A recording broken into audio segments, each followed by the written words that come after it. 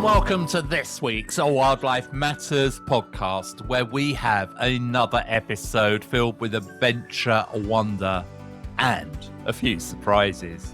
Did you know 2026 is the 100th anniversary of one of our favourite childhood characters, Winnie the Pooh and his friends? And here's something, the 100-acre wood is a real place that you can visit. And today we'll explore this magical woodland, home to Winnie and friends, and share that adventure with you. As always, we'll take a moment to relax with inspiring nature sounds in this week's Wildlife Matters Mindful Moments.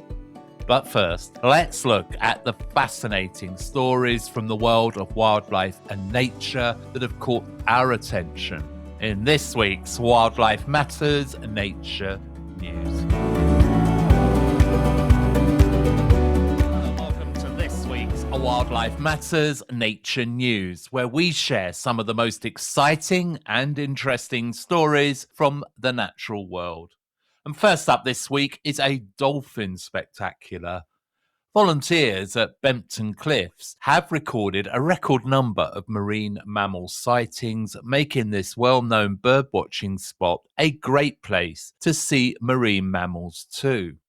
A dedicated group of local volunteers and citizen science project have revealed a busy world of marine life just off the well-known East Yorkshire cliffs. The dolphin sightings have created a lot of excitement locally. The RSPB Bempton Cliffs team has just finished its 1,000th marine mammal watch for the Shore Watch project. The grassroots effort, which is led by the Whale and Dolphin Conservation, invites everyone from experienced naturalists to newcomers to help spot and record ocean wildlife. Since March 2025, 20 dedicated volunteers have faced strong sea winds to do regular 10-minute watches from the cliff tops, using binoculars and watching closely for any sign of marine life.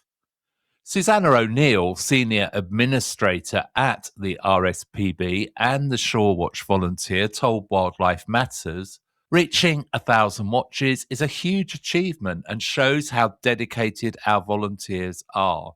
The number of bottlenose dolphin sightings has been amazing, even impressing the most devoted of seabird watchers. This proves there is a hidden underwater world beneath our cliffs and it's ready to be explored." And so far, volunteers have recorded 505 separate marine mammal sightings, counting a total of 2,384 animals, including 163 calves and pups. Some of the highlights include 1,896 bottlenose dolphins, 341 harbour porpoise, 50 minke whales, 96 grey seals, and one rare humpback whale. Susanna O'Neill added, "This project has opened visitors' eyes to the amazing marine wildlife along East Yorkshire's coast. Watching dolphins glide near the cliffs is magical. Our long-term data collection means we can track how environmental changes affect marine mammals and make sure we have what we need to protect their future." The Shore Watch programme started in Scotland back in 2005, and this is now one of the UK's leading citizen science programmes for marine mammals. While local sightings are exciting, there are still problems beneath the surface. UK seas are important for these animals, but they face growing threats such as climate change, pollution, underwater noise, and less availability of food.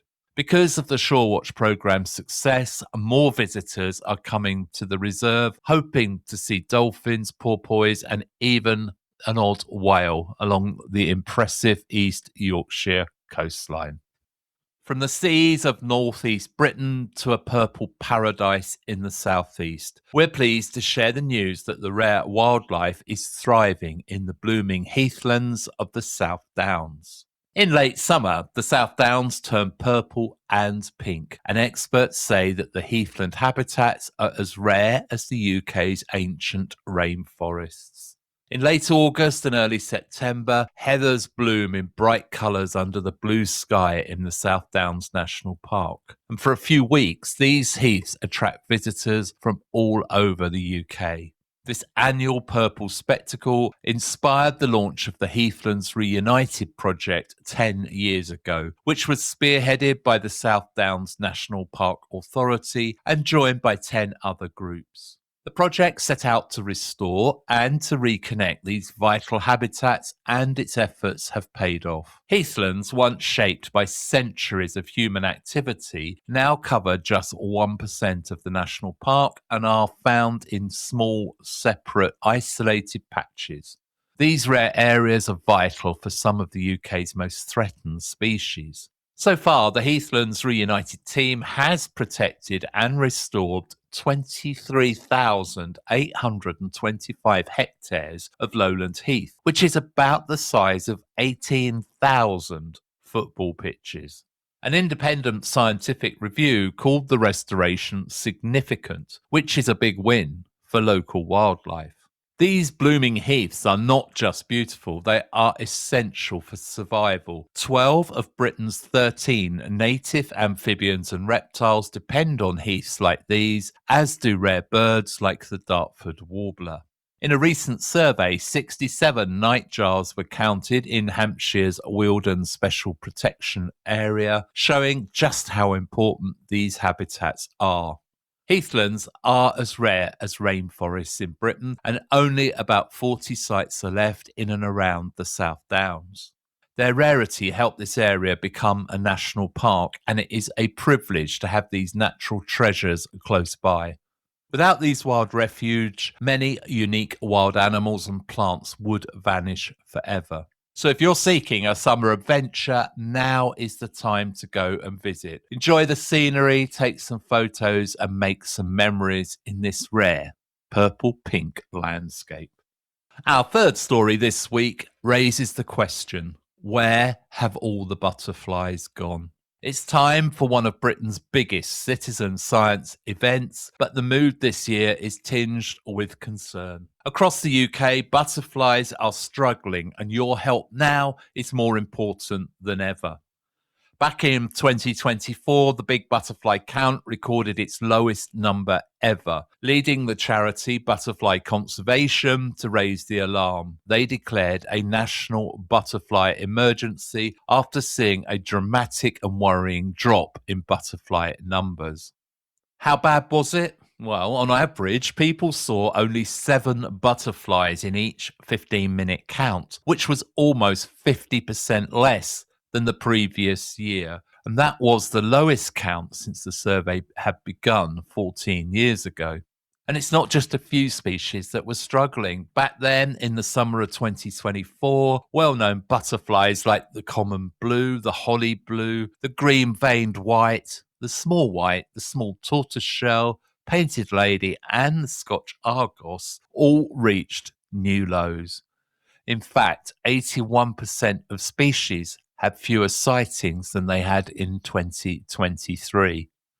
And the numbers tell a clear story. Just over 935,000 butterflies and day-flying moths were recorded that summer. That's nearly 600,000 fewer than the year before.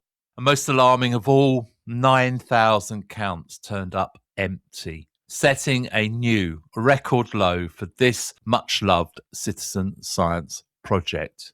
Now it's time for the Big Butterfly Count 2026, and the need for volunteers is greater than ever before. It only takes 15 minutes of your time, and you can take part any time between the 17th of July and the 9th of August. Every count helps butterfly conservation find out if the crisis is getting worse or if there's hope for butterflies. The event takes place at the same time each year, giving scientists a reliable picture by focusing on a strict list of species. This careful approach helps show trends that need attention. The timing is planned so that the count happens when butterflies are most visible across the biggest area of the UK. And this means your 15 minutes outdoors can make a real difference. If you see a butterfly that is not on the official list, you can use the free iRecord Butterflies app for iOS or Android to log every butterfly that you spot. This helps scientists understand the full story of Britain's butterflies. Of course, the famously fickle British weather can make spotting butterflies tricky, but that is why the scientists compare the numbers with each species, flight periods, and check data from other major surveys such as the iRecord Butterflies, the UK Butterfly Monitoring Scheme, and the Garden Butterfly Survey to get the clearest picture of how Britain's butterflies are doing. Butterfly numbers may go up or down each summer, but the long-term trend is worrying. The emergency is real, and turning things around starts with all of us. It only takes 15 minutes of your time, and you can help to safeguard butterflies and day-flying moths for generations to come. Just head over to the Butterfly Conservation website to download the app for your big butterfly count in 2026. We will include links to all the organisations we've mentioned in this week's Wildlife Matters Nature News in the show notes.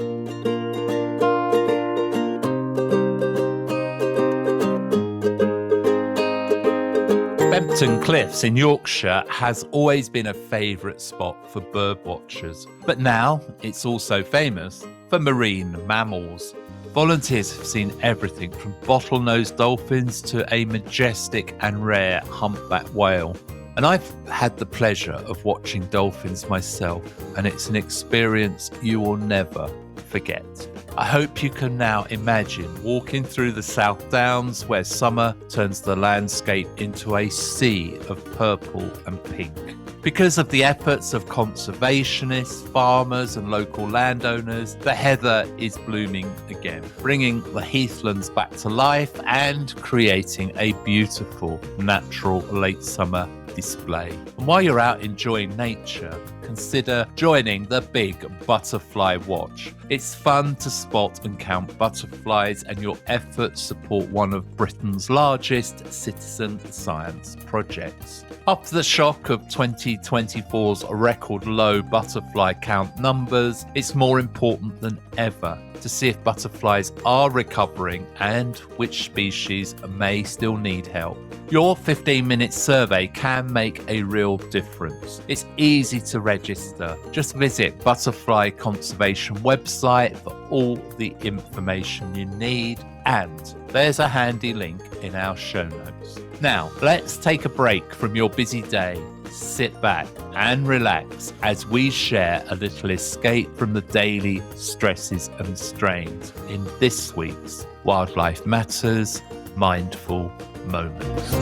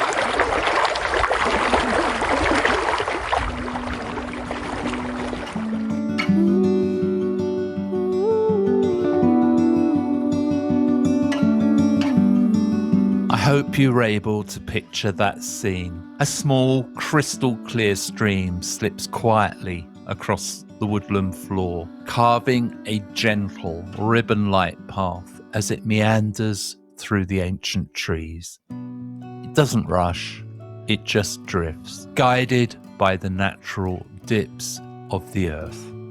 Sharing these magical nature sounds for you to enjoy is so important to us. And that's why we created the Wildlife Matters Mindful Moments.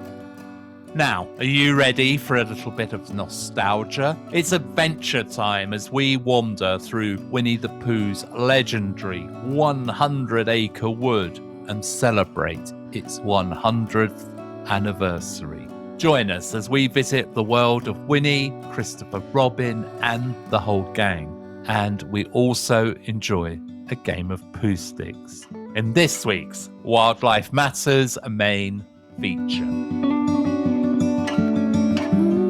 Hello and welcome to this week's Wildlife Matters main feature. And thanks for joining me for part 2 of our walk in Ashdown Forest, or as many know it, Winnie the Pooh's 100-acre wood.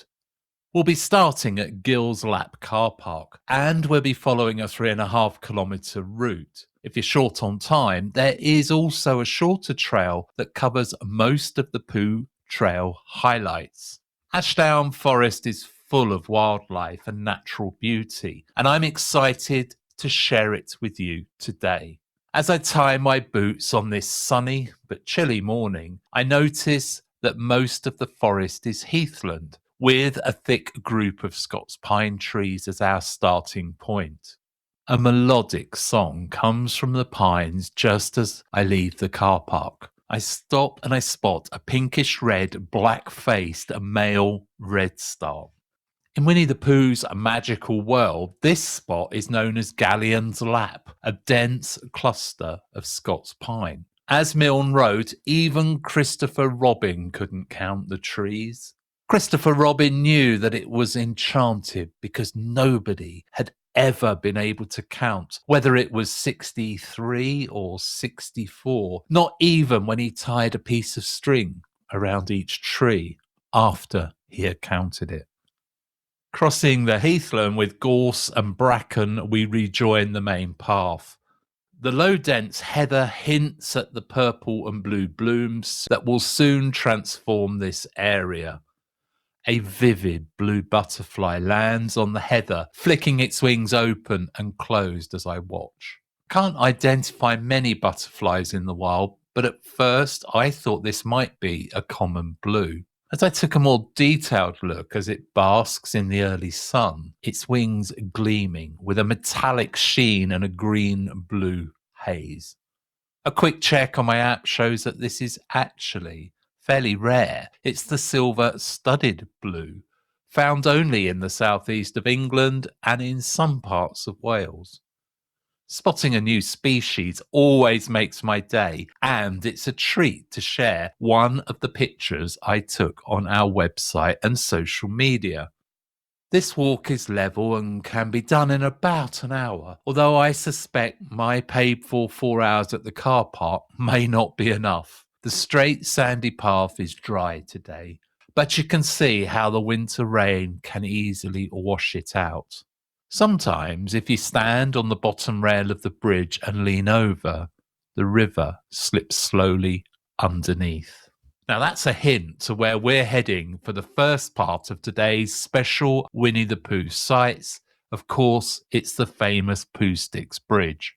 The path slopes gently toward the stream, leading to a bench and a clearing. If you're reliving your childhood on this walk, this is where you gather your Pooh Sticks. I must add here that you should only gather fallen sticks from the trees and certainly never break your Pooh Sticks off the branches of the trees around here. Today, there are plenty of sticks on the ground. The clearing or glade is filled with spring flowers such as bluebells, wood anemones, and dog violets, all accompanied by the pungent scent of wild garlic.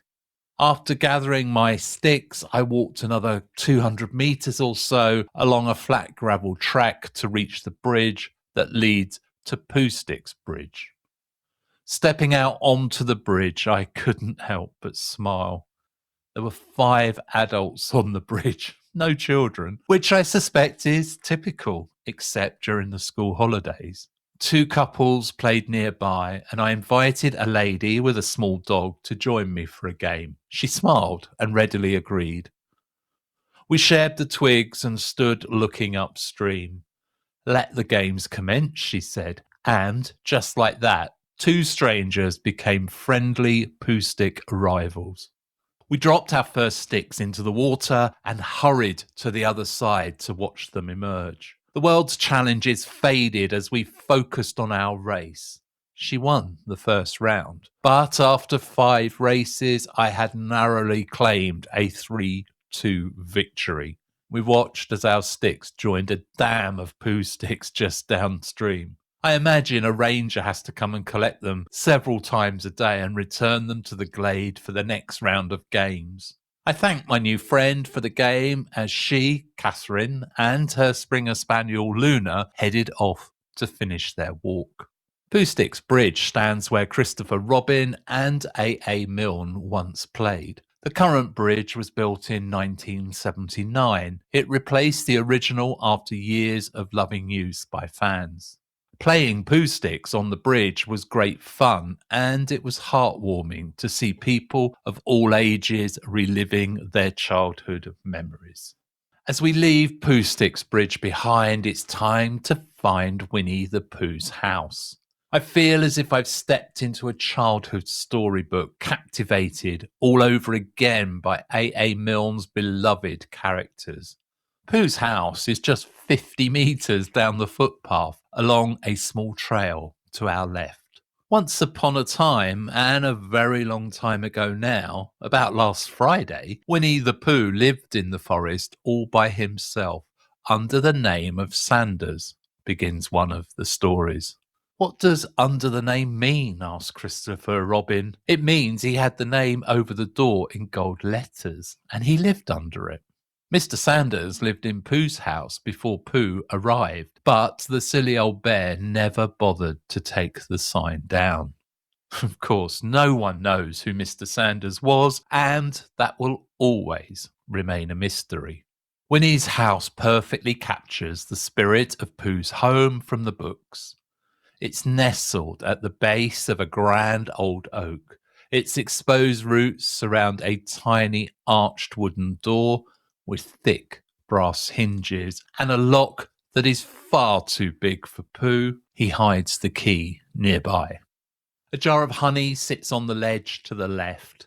Maybe it was left by a fan, although the glass jar isn't quite as authentic as I would have liked. Pooh's classic mailbox stands just to the right. Behind the door sits a dry, happy Pooh bear, maybe placed there by a ranger, maybe by some fans, but it's a charming touch. I take even more pictures whilst already wishing I could live in a treehouse myself. Back on the path, a short walk leads to a trail deeper into the woods where Piglet's house awaits. You can also park at Piglet's car park nearby, which is a much shorter walk. It's pretty much impossible to miss Piglet's house, with a red wooden sign with blue lettering that announces Piglet. Deep in the tree's roots, you'll spot the rose-hip red door with its oversized brass doorknob. To get my picture, I lay flat on my front, leg bent in the air just like Christopher Robin did when talking to Piglet. And although I claimed it was only for the picture, it was good reliving another part of my childhood memories. If you look up, you will see Piglet has a tiny balcony for surveying the 100-acre wood. And if you're lucky, you might just spot him waving to his visitors. After visiting Piglet, a brief walk brings you to another very special tree, which you will know as Owl's house. Owl lives high in a tree, and the details of his recreated home are delightful. Short landing steps, wooden shingles, and a green door bearing the sign, "Please ring if an answer is not required." In the story, Al finds what he believes is a marvellous rope doorbell. Came across it in the forest. It was hanging over a bush, and I thought at first that somebody lived there. So I rang it, and nothing happened. He rang it again, and it came off in his wing, so he took it home. Later, Pooh visits and realizes the rope is Eeyore's lost tail, which is why you'll find Eeyore's tail hanging outside Al's house. I really enjoyed the level of detail and authenticity of the stories. In case you hadn't realised, I'm thoroughly enjoying this walk. It really is a true trip down memory lane as I remember Winnie the Pooh stories. It's been years since I last read them, and now I'm tempted to scour charity shops for some pre-loved copies to read and enjoy all over again. The path leads us away from our characters' homes to a very special place. It's actually the highest point in Ashdown Forest. Here, a beautiful memorial and bench with a viewpoint to honour A. Milne, creator of the Pooh stories, and E.H. Shepherd, the illustrator who brought them to life. Standing at the memorial, you're treated to sweeping views over the Ashdown Forests towards Hartfield and downhill to Cochford Farm, where the Milne family once lived. Of course, Pooh fans know this as the enchanted place where Christopher Robin and Pooh sat at the end of the house at Pooh Corner. As Christopher explained, he was leaving for boarding school. Wherever they go, and whatever happens to them on the way, in that enchanted place on the top of the forest, a little boy and his bear will always be playing. A. Milne, The House at Pooh Corner, written in 1928. This is a wonderful spot to watch the resident Exmoor ponies gallop across the heath. You might also spot sheep and their lambs, or possibly belted Galloway cows grazing nearby. As I set off, I noticed a wooden sign displaying the classic Pooh quote, "I'm rumbly in my tummy, it's time for something sweet." This walk is a wonderful way to spend a few hours outdoors surrounded by a beautiful landscape. The area teems with wildlife and it is also active farmland, home to wild deer. But it's a connection to the stories that truly makes the experience magical for individuals, couples, and families alike. Leaving the enchanted place, I wandered into wilder heathland. A skylark soared overhead, its call echoing, while a buzzard rode the thermals, being closely tracked by two crows, likely protecting their nest.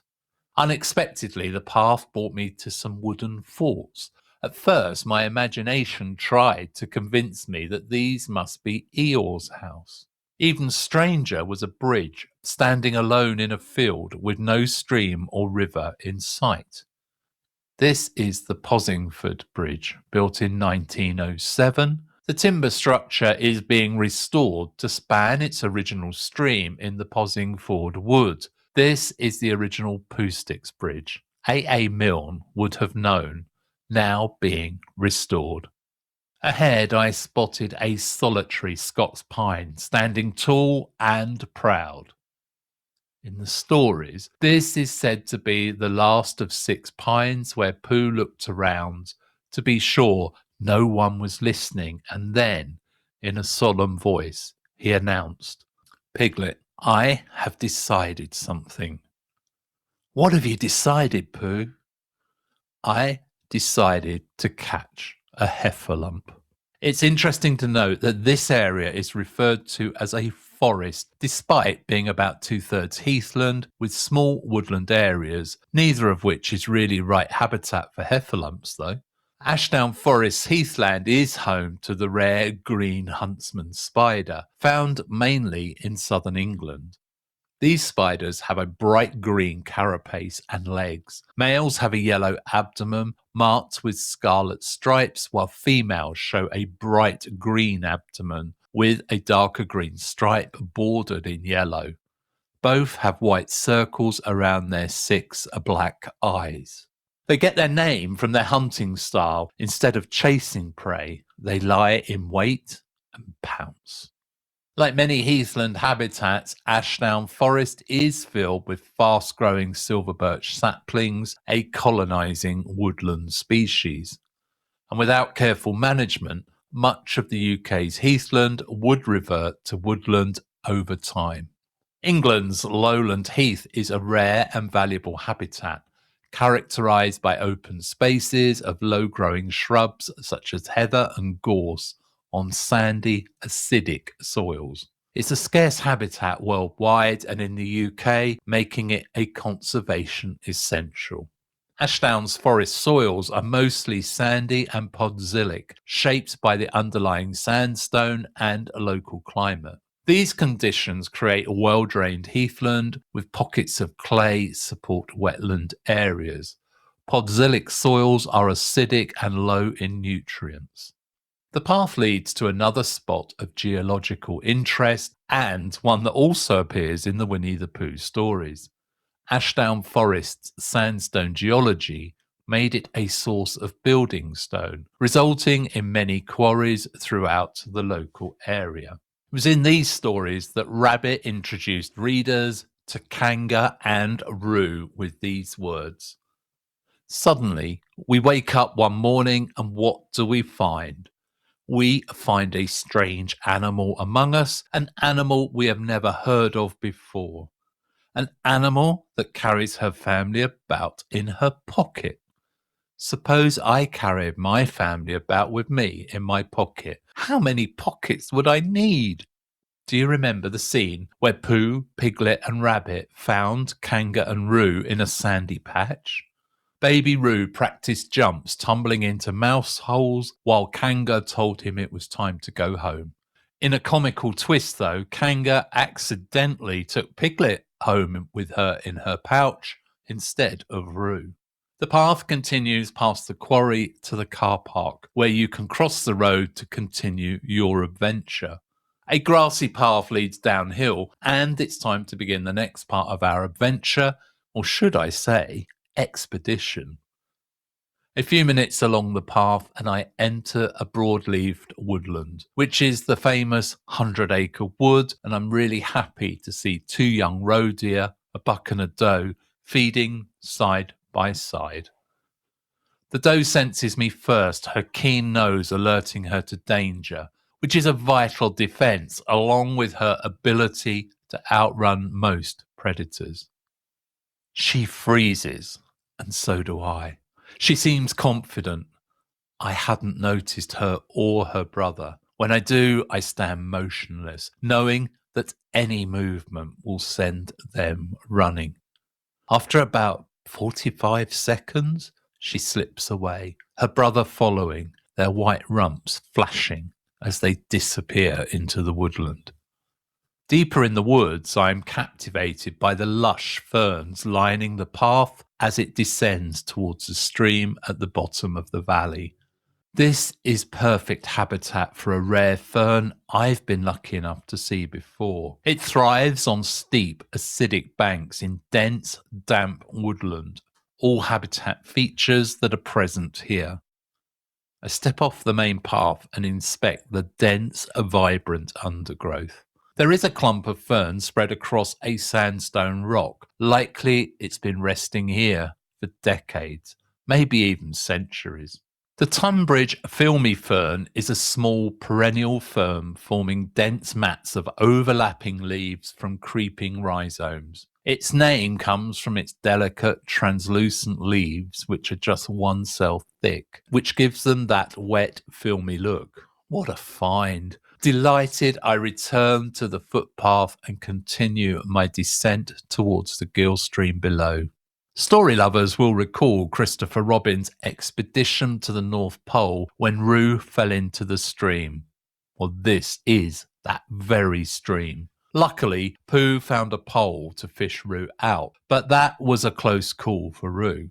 When Christopher Robin asked Pooh where he got the pole, Pooh said that he'd found it, and Christopher Robin proclaimed it the North Pole, planting it in the ground to mark the discovery.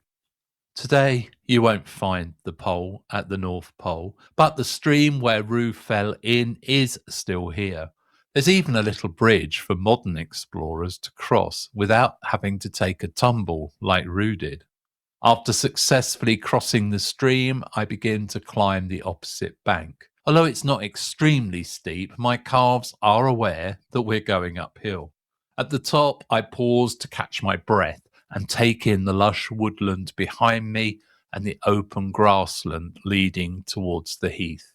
Suddenly, a swift bird in flight catches my eye. These small raptors are among the most agile and acrobatic birds of prey, able to snatch swallows and swifts right out of the air. They can also catch dragonflies, damselflies, and other flying insects whilst they're on the wing. They're only about the size of a kestrel. These raptors arrive in spring and summer to breed in the UK. Rather than build their own nests, they'll lay 2 to 3 eggs in corvid nests between late May and early June, and before summer ends, the fledglings are ready to return to Africa. If you haven't already guessed, I'm describing the hobby. Its distinctive red trousers caught my eye as it chased a meal through the air. After dining mid-flight, it circled the hilltop, its long, pointed wings and streaked white breast confirming my identification. After that unexpected excitement, I continued towards the open grassland of Wren's Warren, which will be known to story lovers as Eeyore's sad place. In the stories, Eeyore is the ever melancholy donkey, so it's fitting he would have a sad and gloomy place. In real life, Wren's Warren is far from gloomy. In reality, it's a lovely, open grassland merging into heathland. A place of solitude and peace, yes, perfect for quiet reflection. And perhaps that's what drew Eeyore to this tranquil spot. Eeyore, the old grey donkey, stood by the stream and looked at his reflection. Pathetic, he said. That's what it is. Pathetic. He walked slowly along the stream, crossed it, and looked again. As I thought, he said, no better from this side, but nobody minds, because nobody cares. Pathetic. That's what it is.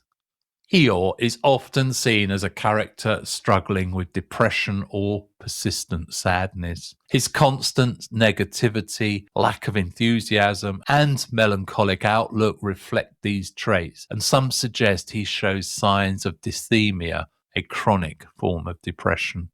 These are complex and challenging issues to cover in a children's storybook, but Milne was able to make the messaging clear whilst the reader remained in love with the character. From here, I begin to head back to my camper van Raven, but the day's adventure isn't over yet. The next stop will be afternoon tea at Pooh Corner, a Winnie the Pooh themed cafe in Hartfield. In the stories, Christopher Robin often visited Sackville Cottage, which was once a sweet shop and a bakery. It was built in 1703, and this charming cottage is now a Winnie the Pooh themed cafe and offers indoor and outdoor seating. Even on a midweek day, it was bustling with visitors. The cafe serves a range of treats, but the afternoon tea, which comes in a yellow teapot with Pooh's face on the body of it, is especially popular. They offer vegan cream tea and oat cream, which suited me perfectly.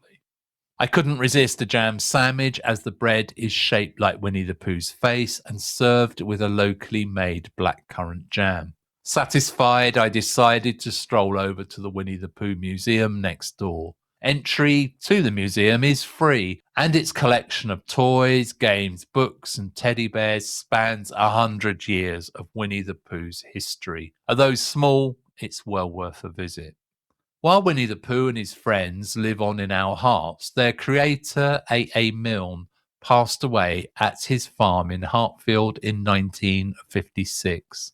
Milne's writing is full of humour and wordplay, blending whimsy with genuine emotional depth. After the birth of his only child, Christopher Robin, Milne began writing the beloved Pooh stories.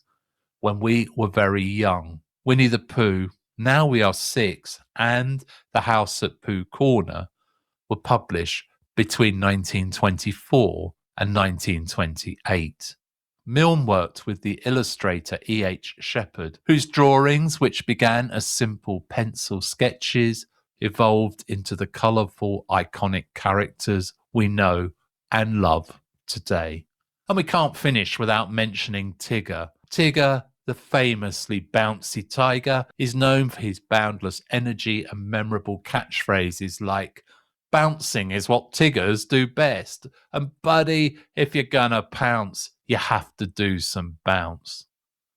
Of course, Tigger also gives his new friends nicknames like Buddy Boy for Pooh and Long Ears for Rabbit, so it feels fitting to end our 100 Acre Wood adventure with Tigger's classic line.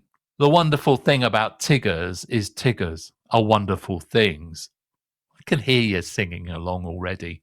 As the sun begins to dip behind the trees, casting long golden shadows across the paths of Ashdown Forest, I take one last long look back at the 100 Acre Wood. The laughter of children and the distant call of birds lingers in the air, mingling with memories from stories I'd loved since childhood. Every step of this journey have woven together wildlife, wonder, storytelling, and just a touch of magic.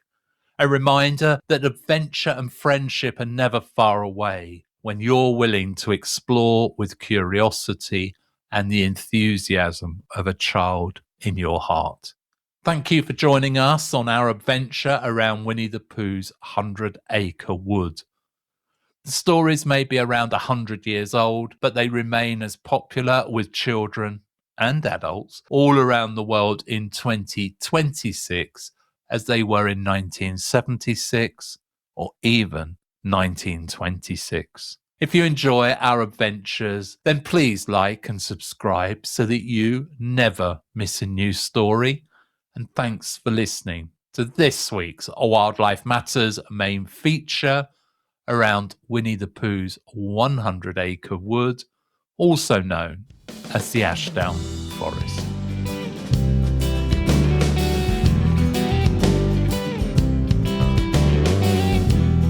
I hope you enjoyed our journey through Winnie the Pooh's 100 Acre Wood in its centenary year. It was a remarkable adventure and one of the most fun and delightful stories that I've had the pleasure to share with you. Ashdown Forest is a wild and wonderful place, especially in summer when the paths are dry and the woodlands are inviting.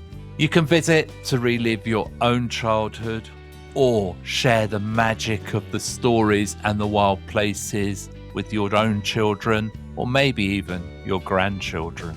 If today's adventure made you smile or sent you on a wonderful trip down memory lane, then please like and subscribe so that you never miss an episode. And if you have a moment, leave us a review wherever you listen. It really can help other nature lovers find our little wild corner of the podcast world. Wildlife Matters will return in 2 weeks when I will be leading a bat walk through an ancient woodland and joining my first summer moth survey. I can't wait to share these new adventures with you. And as always, thank you for spending time with us today. Stay curious, wild ones. This is Wildlife Matters signing off.